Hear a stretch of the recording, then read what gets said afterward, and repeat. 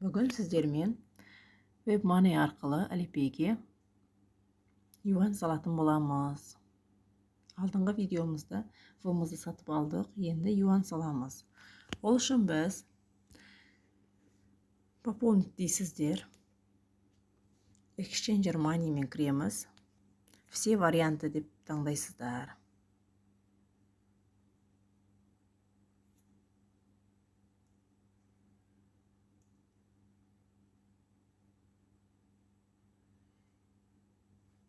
Біз екіншісін таңдаймыз енді, Alipay барын. Біз Alipay'ге салатын боламыз.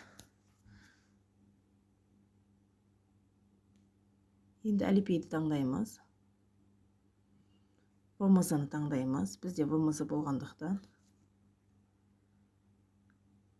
Енді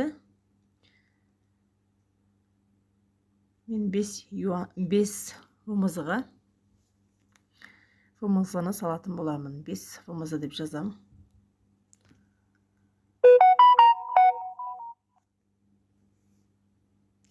Жиырма 28-де 22 келеді екен.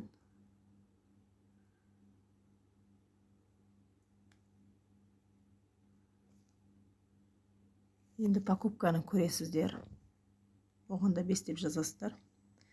Екеуінде разница болады. Арасында 2-3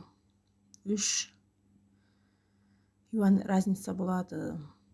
Біз егер өзіміз условия бойынша істейтін болсақ заявка, мына жерге түседі, покупкаға келеді. Егер қазір мен сатып алатын болсам, осы біріншісін алатын боламын. Ол үшін біз үстіне басамыз.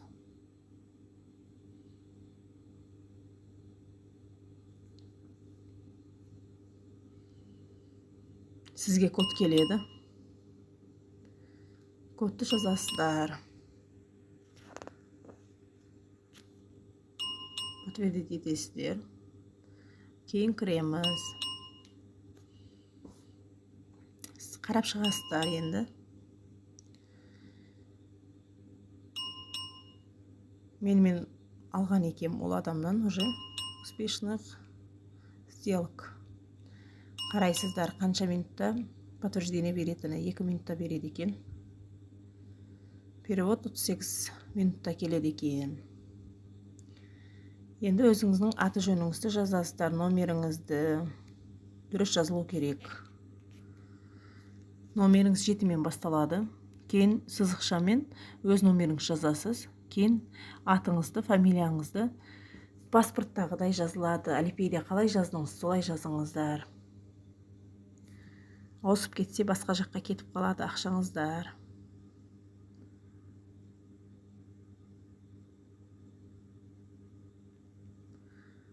Не продать 5 вмз осы юанға деп заявка бересіздер. Бәрін жазып болғаннан кейін бересіздер. Кейін подтверждение бересіздер.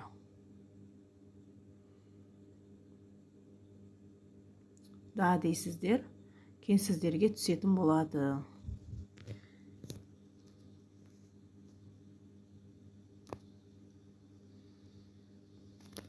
Түскен түспегенін қайдан білеміз? Біз Alipay'ге кіресіздер.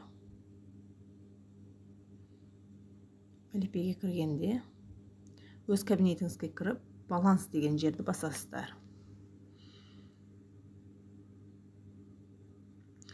Осы жерде көрініп тұрады.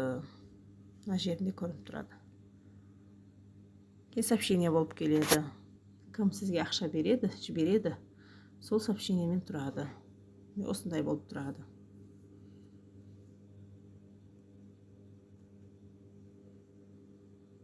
Қанша адамнан алған болсаңыз, бәрі сохранить болып тұрады. Ақша өткізгендері. Видео ұнаған болса, лайк басып, подписаться етіп қойыңыздар. Тағы видеолар салатын боламын.